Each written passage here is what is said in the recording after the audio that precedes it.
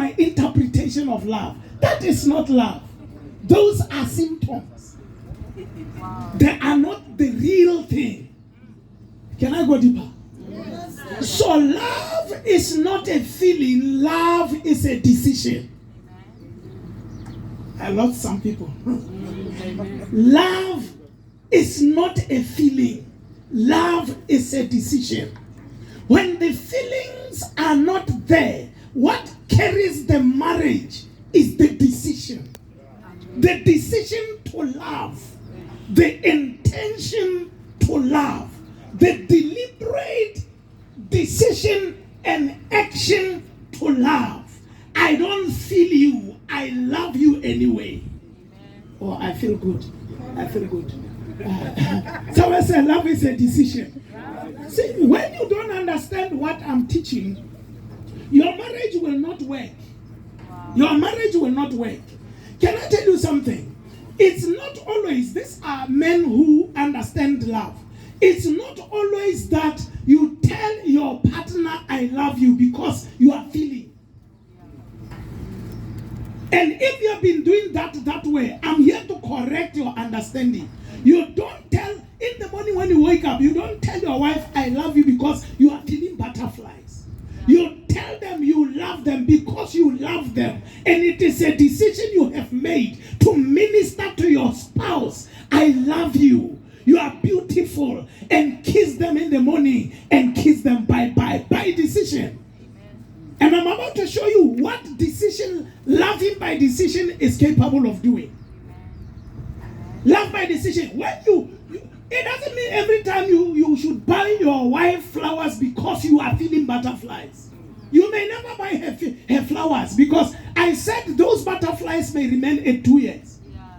So you must deliberately think, how can I make my girl happy? Wow. And then go to the flower shop. Choose a certain type of arrangement of flowers. Wow. Buy a card. You know, they were laughing at me at a pharmacy. I came looking for a card. The girl said, so why are you buying a card? Why don't you just get one from the internet and send by WhatsApp? I said, that's why you are not married.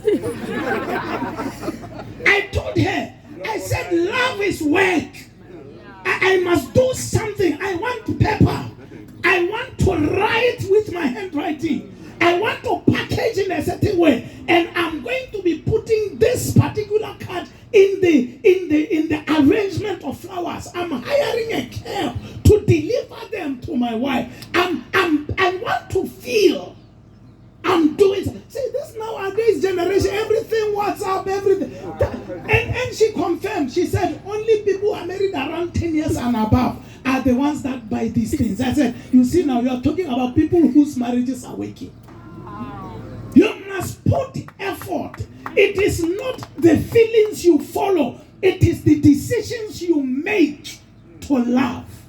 Yes. This girl will tell you, when she's sleeping when I go to work, I leave a note. I'm not feeling brr. No. I love her. I write, good morning, baby. These are the words I could have told you if you are awake. Have a beautiful day. I place it by her headboard and I go to work. Wow. Because she must hear my voice when she wakes up. Amen. But I can't disturb her. She's still resting. But I must go to work. Yeah. I do that by decision. Wow. I've made up a decision. I will tell my wife every day, I love you. And she's here. I'm not talking about someone I'm gossiping and when she comes, the story will change. There are times when I'm at work, I remember I didn't say I love you. I deliberately, by decision, go to my phone, type a message. Did I say I love you today? Please remember, I love you. You are special to me. But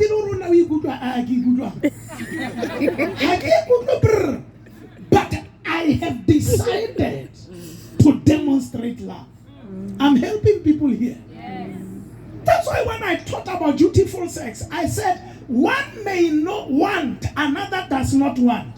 By decision, and listen to me, you immediately fix your mind because the one I love, the one who has only one body to fulfill their passions is in need. So I immediately make a decision. I will never turn back my husband when he wants what he wants. I will never turn away my wife. My wife cannot tell you there's a day she touched me and I said no. Maybe she can fall in that category, not me. No matter how tired. I remember there's a time I had traveled to America for a month. I was preaching conferences every week. I think it's the first time I went or second time I went. And then we had booked at Pakalani so that after seeing the kids, we went to Pakalani Hotel. And I'm tired. I was flying Emirates, like around the world. I was tired. Could hardly lift a finger. And the girl was waiting for me. Dragged myself into that hotel room. She put water for me, this nice thing. Dragged myself to bed. But I was still able to move my waist.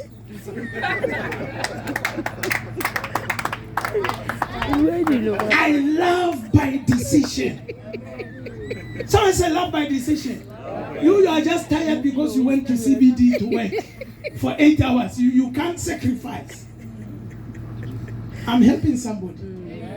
Be intentional. Love. If you base your marriage on feelings, your marriage is going to be very lousy.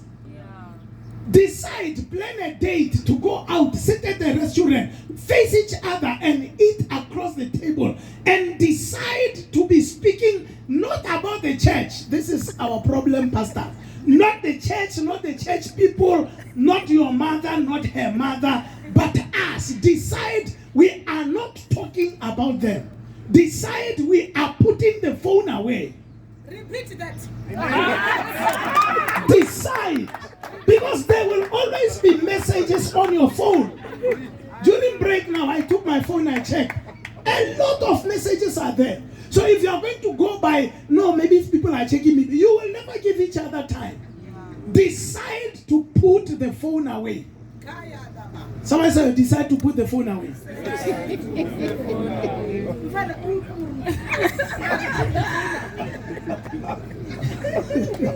Mondays you are off. It's for me. Yes. Church, are you here? Monday. Hallelujah. Somebody say, I will love you by decision. Look at your partner. When you are a wife, you are home. Maybe when your husband comes back home, decide. When he comes, I will meet him by the door. I will give him a kiss. I will take his laptop and take it to the room. I will make him comfortable. I will wash his feet and massage his feet. And I will thank him for working hard for us. If you don't decide that, you will never do it. Where have you seen it? That when a person comes home, you massage the feet. So if you don't decide, it will never happen. If you don't decide, I will meet my husband at the door and kiss him. Hi, baby. Welcome back home. You are going to meet each other like strangers. In fact, when you hear the car parking, you say, you are going different directions. Listen to me. These good marriages that you see, that we are seeing, that we are hearing, people are intentional. This is not a natural thing that you are always following each other. It's just natural. No. People make decisions. Yes. They decide. I tell you something. They decide. There's a time in the recent past, 2-3 years now, I told my wife, no, I don't want you to worry about fuel in your car. I know you have money, but from now, you will never worry about fuel in your car. I will take your car. My wife doesn't like filling station. This is born from there. Maybe you are fine. I will take your car. I will fill it up for you, and I will bring it back home full. I've made that decision, and I'm still doing that. This decision. Why should I think about petrol? Why should I even? I mean, she has the money that she has for fuel. Why should I? All of it. It's a decision. You must constantly be thinking, how can I be a blessing to my partner? Decision, decision, decision. Somebody say decisions. In the remaining few minutes, I want to talk about, in this decision making, how to ignite the spark of love. You need to pay a special attention to the needs of your spouse. The needs of your spouse. That takes intentionality. If you don't pay attention to the needs of your spouse, your marriage is going to this spark is going to go away. So to reignite that spark, we must start thinking, what are the needs of my spouse? I read a book on the needs, and I extracted some of the things that I want to share here. Is that okay? Amen. I'm going to be talking about the first need of the woman, the first need of the man, the second need, and along the way, when the time finishes, I'll finish. You can't finish me. Again, time will finish. So the first need, I'm going to speak in general because I really can say in specific.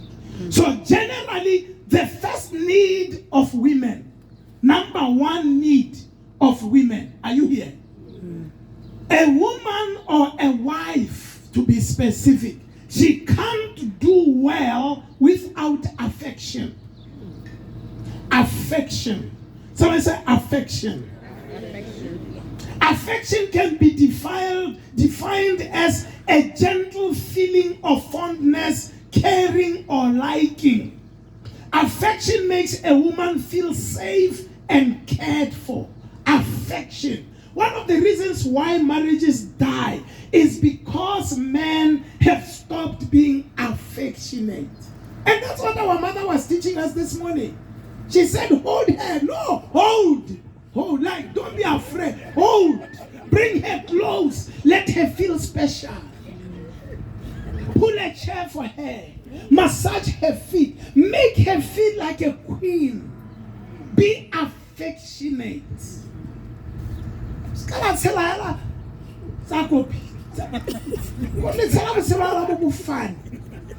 You must be tender as a man, because this is the number one need of a woman.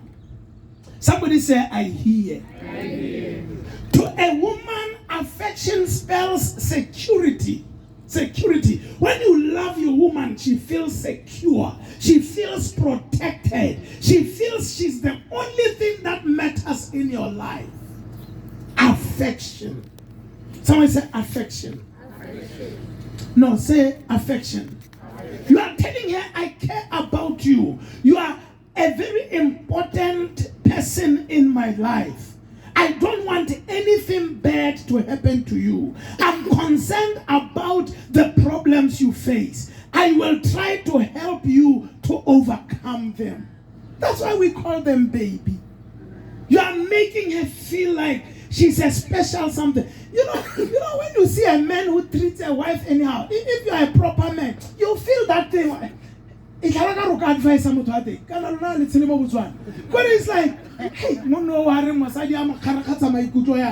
because that is the number one need of a woman. You must treat your wives like queens, man. Amen. Treat them like queens. Love them. Let them feel that you care about them. Kiss them every day. Touch them every day. Make them feel they matter and they are needed. Someone say, you are helping me.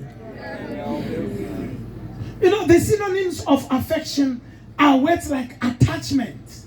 So when you are affectionate to your wife, you attach. You become closer. It's devotedness. When you are affectionate to a woman, she interprets that you are devoted to her. You are sold out. To her, the interpretation of your affection is that you are smitten. You are finished. Let me move on. I can't finish all this. Number one need of men. Number one need of men.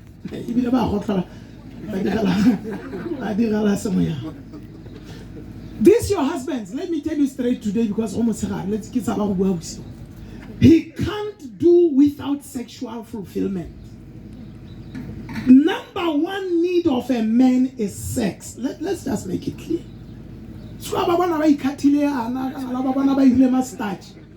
These people, they like sex. What about amen? Listen. I could listen. my friend. Amen. The number one need by research, this is research based. The number one need of a male man, your husband that you are staying with. I know he likes many things, your food. I know he likes it when you are doing nice things, you buy grocery. Don't be fooled. He wants sex. If you give him that one, if you give him, then you try on others, you are doing well. You are doing well. You are doing well. Though sexual fulfillment is critical for both spouses, research has shown that this is the number one need for men in a love relationship. When a wife denies her husband sexual fulfillment, they must know that they are denying them their number one need in that love relationship. Every time you close your legs, when you say open the legs, you should know at the back of your mind, I'm denying him the ultimate need in his life. Every time you, and I pray that that thought should nag you. Every time you say no, you must know and say no to this man's highest need in the hierarchy of needs. And is that what you want to put your lover through? No. We like it. I almost said they like it. We like it. It's a nice. And the mystery of lovemaking. In the actual enjoyment side, women enjoy sex more than men. But the irony of it is that because we are aggressors, God put in us the instincts to start. A woman, if you don't start, they may even forget they need the thing. They can go 1 week, 2 weeks. But when now you get them into that momentum I talked about yesterday of foreplay, you start working on them. They go higher. This is scientifically proven. They go higher. They fire higher than men. The fulfillment is deeper on a woman than on a man when you do sex well.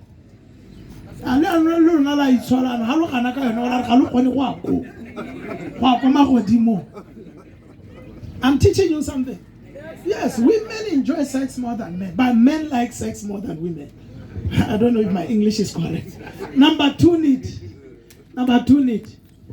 Your wife cannot do without intimate communication, intimate conversation, intimate communication. Yes. This is the second in the hierarchy of needs for women. Intimate, not just conversation, not just communication, intimate, like deep conversation. Women are looking for men that can listen to them.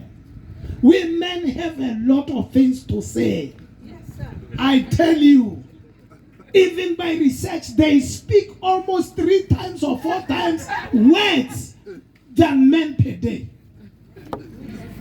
So women, one of the greatest needs is intimate conversation. You must make time from time to time to sit down and give your wife time to talk. I'm helping somebody.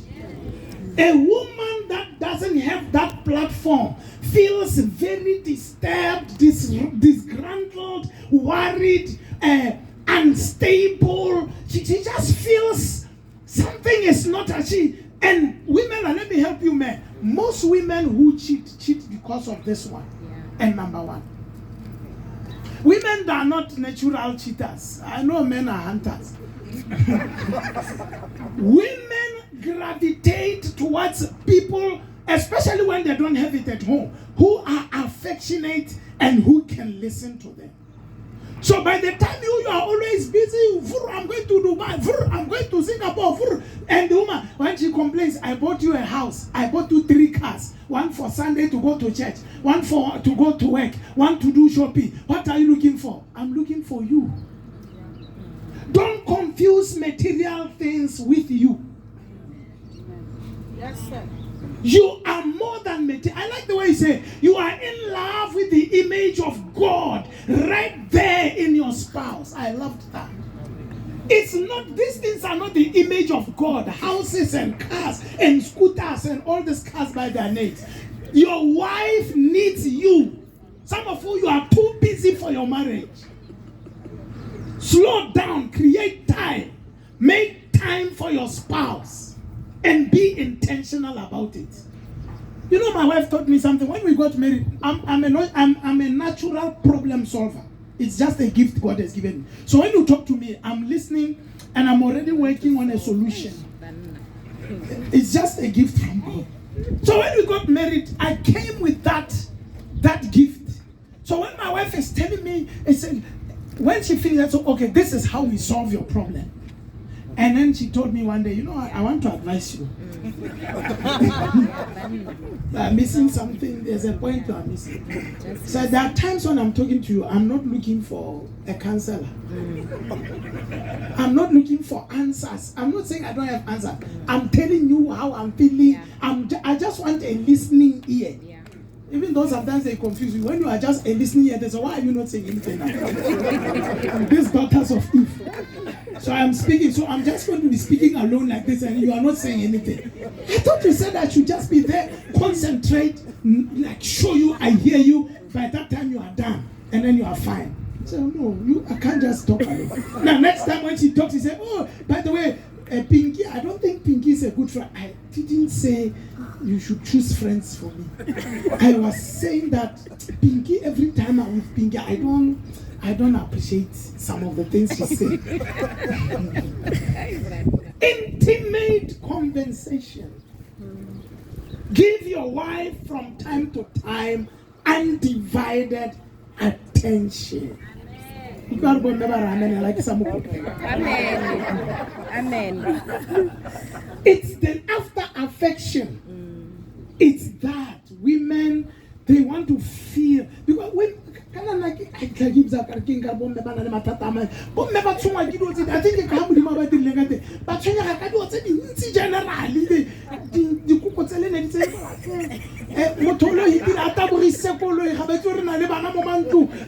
women worry about a lot of things that men easily overlook. So you must understand that these people are not like us. Somebody say, I hear. Let me just pass by this one quickly. His second need, and you must understand this is worldwide research, because maybe this one might not be very applicable in this way to us. He can't do without recreational companionship, but it's also very, very important. He can't do the second need of a man. The couple that plays together stays together. Most ladies, I write here, are willing to go to dangerous extents when they are dating. They can even go mountain hiking with you. They can go and watch football every weekend with you when you are dating.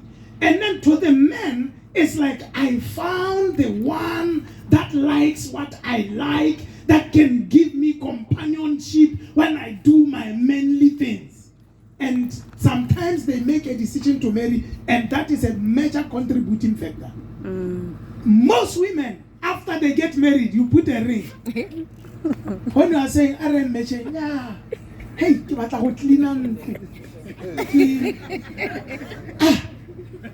let's go and play with quad bikes.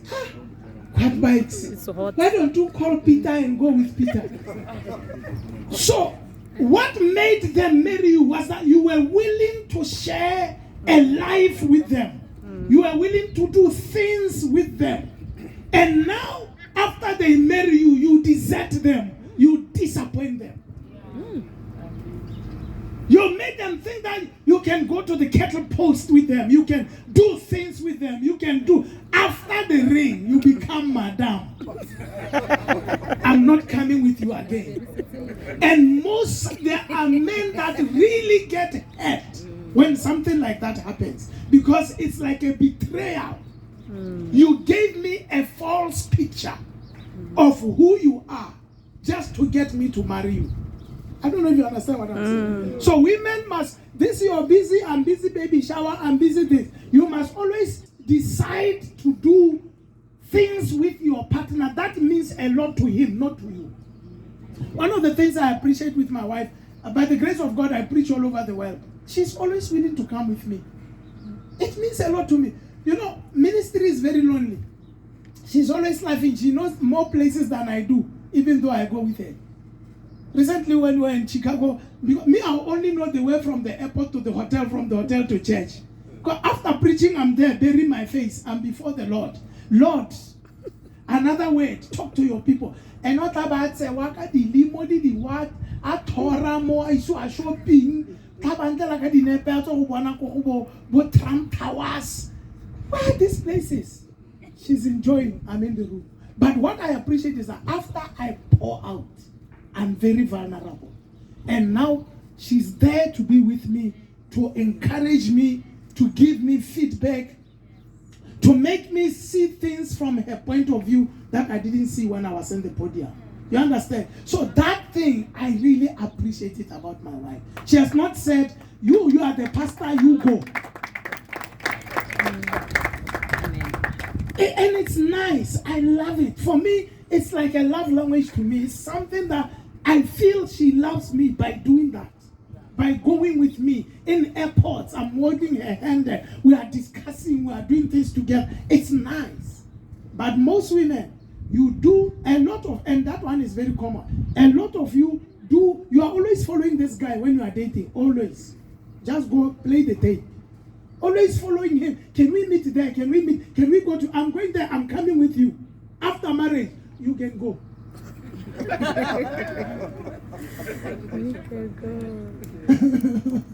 Number 3. The third need of women, according to research, I'm trying to help you to revitalize your marriage. You know, sometimes you are like when the Bible says we are just beating the air. Sometimes we don't even know what we are supposed to do. It's like, this marriage is dying. If you do these simple things, you just start seeing fire coming back again. You start finding each other again. Their hearts will begin to open up. And you will begin to find each other again. She needs to trust the husband completely. Women need to trust their spouses completely. A woman who wonders,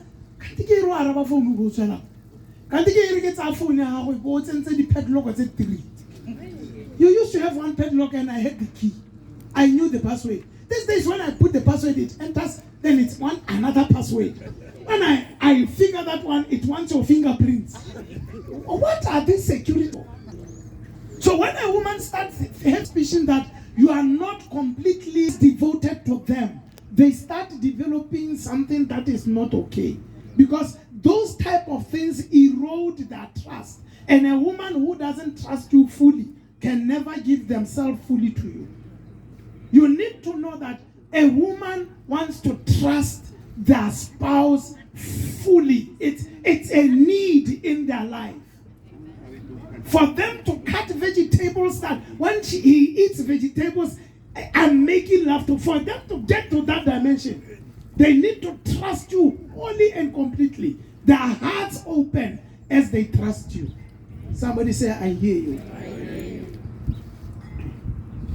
Oh, they say he needs, number 3, he needs a good-looking wife. Oh, I didn't see this one. He needs this is number 3. He needs sex. He needs recreational companion. Number 3, men. I told you men are moved by sight. He needs a good-looking woman. Some people will be looking very beautiful when they are dating, when they are girls in the church. After you marry them, the girl turns into a go-go.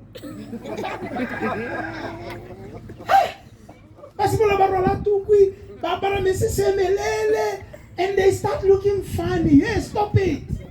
The man married you because you were attractive. You looked beautiful. You took care of yourself. You did your hair. These days it's just a bush. Men are moved by sight. They want to see that girl that they loved still in manifestation. Yes. Take care of yourself. Bath. Fix yourself. Look yourself in the mirror. Will my husband like what he sees?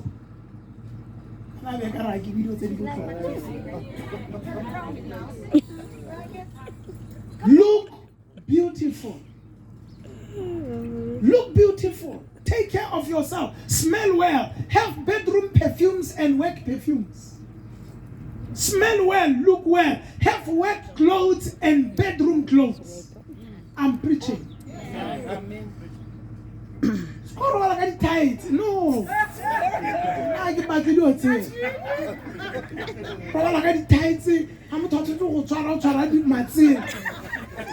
There's a difference between the skin and the tie. It's not the same.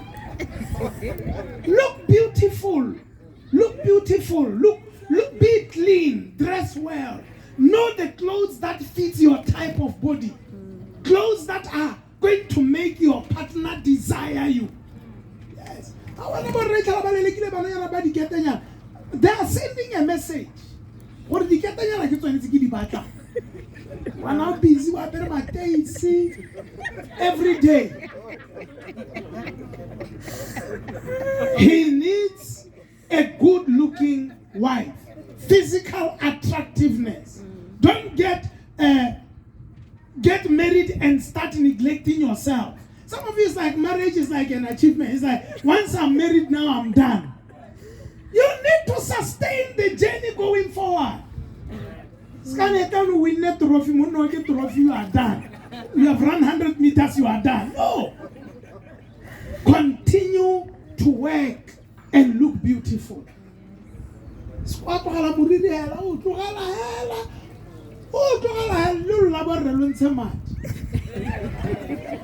wife was telling me yesterday, she was telling me how much her hair costs, and she said,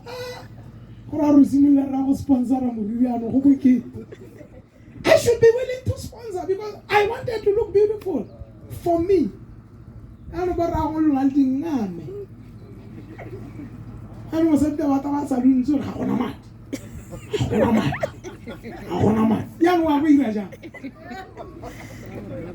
Somebody say I hear. Say I hear.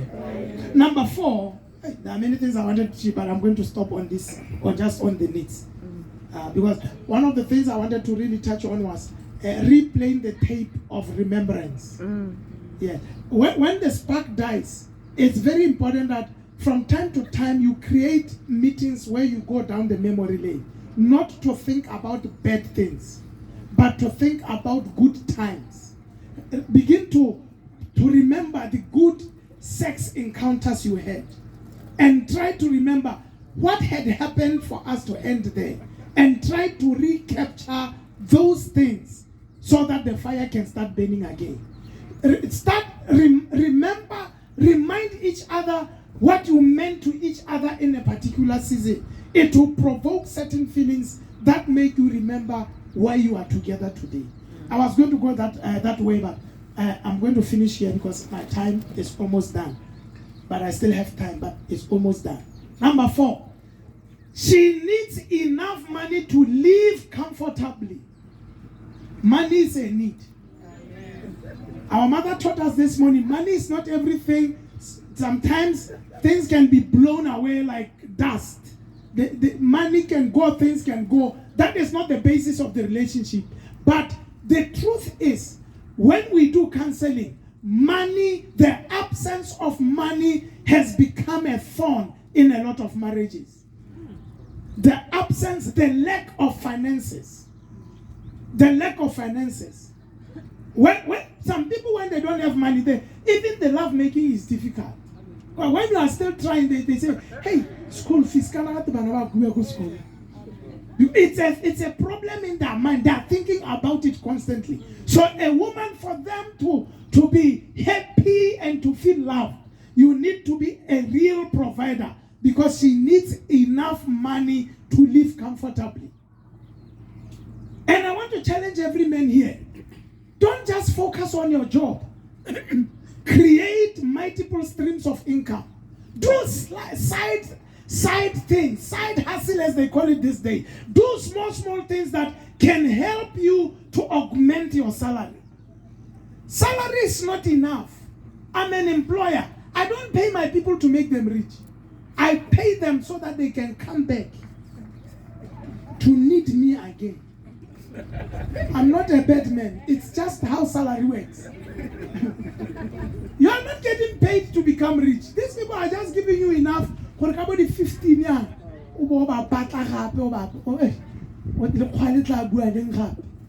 So you must create other avenues. Create other streams of income. A little here, a little there. A little here, a little there. So that you are able to sustain and to support your family and help to give them a comfortable life. Somebody say, I hear. I hear. So financial support is very crucial. And I'm not saying women shouldn't work. I'm just saying as a provider, a woman wants to know, should I decide to stop working, it is still going to be okay. Did you hear what I said? A wife wants to know, should I decide not working because I'm now tired, can my husband still be able to sustain the family? That thing can become a big problem in the mind of a woman. If anything can happen to me, so the man must rise up to the occasion and make these things happen. He needs peace. This is number 4. He needs peace and quiet. Is that English? You know, when I saw these things are very true. You know, the Bible says, I would rather live in the rafters of the house than to live with an argumentative woman. Do you know rafters? Like in the dark, it's hot when you go there. Through the trap door, it's not a comfortable place. But Bible says a man would rather live there than with an argumentative woman. A man has a need for peace and for quiet. It's a need. And men are hunters. They go, they are fighting tenders. This people are cheating them. They are bruised. Many, when they come home, they don't want to meet another enemy.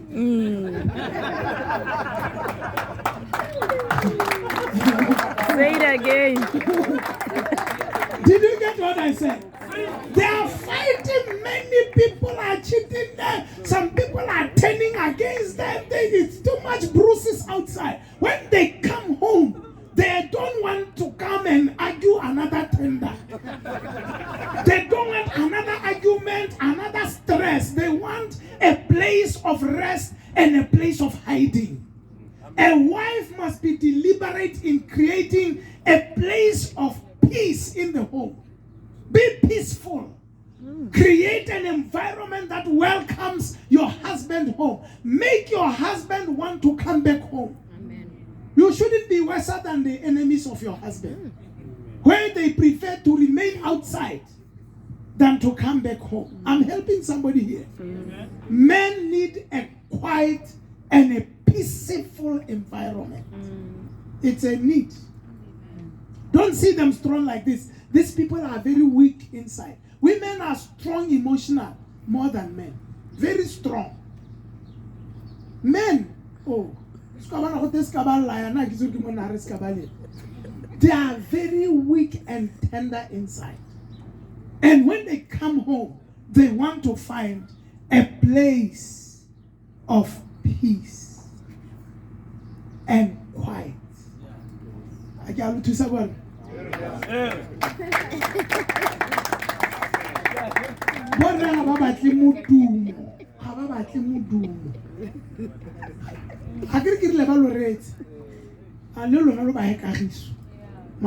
Respect, peace, tranquility. Create an atmosphere where your husband can come and rest so that tomorrow when they wake up they feel strong.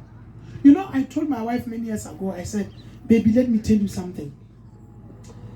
When me and you, we are fine, I can face the world. Yes.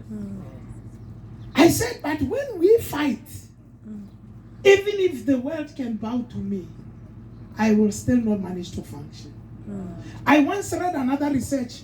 They were investigating why accidents happen in the morning when people go to work. It was a shocking discovery. They discovered that most men that get involved in accidents, running through a red light, another car hits you, hit another car at the back. It was a shocking discovery that most or a very big percentage of those men had argued with their wives that morning or the night before. When a man is not happy from home, their minds are not thinking right. They are disturbed. They are weakened. They even don't feel men enough. That's why peace and quiet is very key to your husband. I'm not saying don't communicate your needs. I'm not saying when there are problems to solve, you can't talk. But it is the how. My wife knows. I call a meeting. We sit down. Hey, we sit down. Okay, you tell me what is the problem. I listen. We talk about it.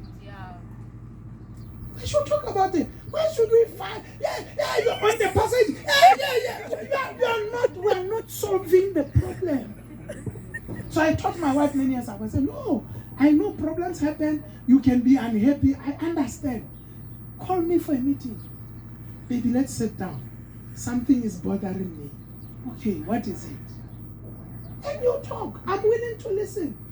I'm available to listen. But don't drunk us on drunk.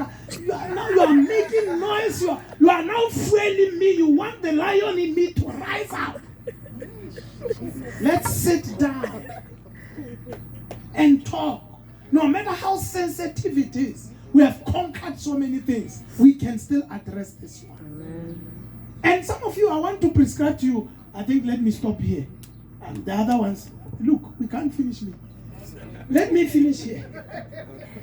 Some of you from here, some of the things you have been learning, all these things, you must go and develop marriage time. Weekly, at least once a week, have a meeting with your partner. You don't have to wait for problems. You can prevent them. And talk. No, this is where I am.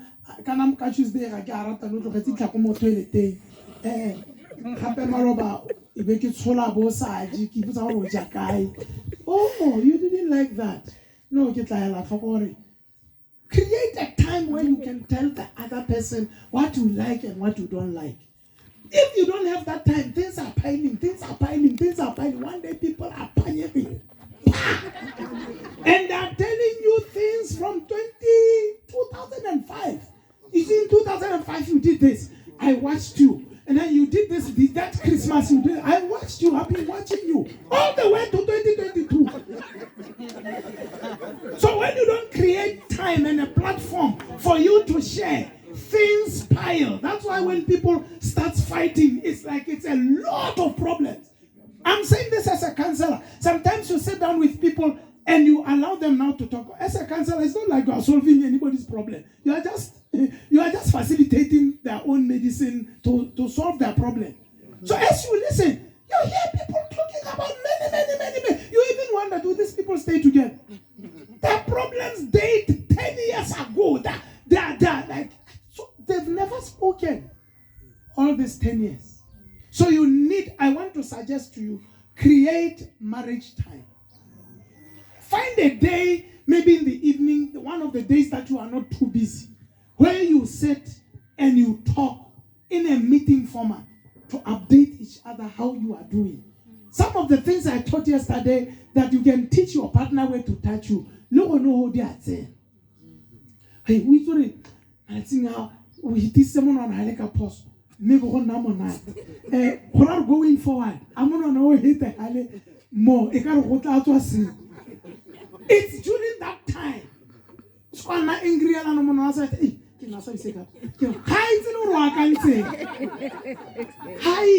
so it is during that time that you are able to exchange and talk. And this is not for a woman only. Both of you should have a time to communicate how you feel, how you are, the stresses of your life at work, how is the business doing, if you are running your business, how is work, and all these things. Update each other. One of my wife's problem is worry. When she doesn't know what's happening, she worries. She'll be wondering, hey, so when those meetings helps to update, oh, we are doing well. Actually, I've paid for this, I've paid for this. Oh, so we are doing well. All of a sudden, a worrying person is happy. And it's nice. and life goes on. Am I helping somebody? Yes. So please go and reignite by meeting the needs of your spouse. Remember, love is not a feeling. Love is a decision. From here, go and be intentional. Be intentional. Don't leave things to chance. Marriage is too important for you to leave it to chance. When you stop working your marriage stop working. Marriage is work. Marriage is hard work. Oh, marriage is hard work.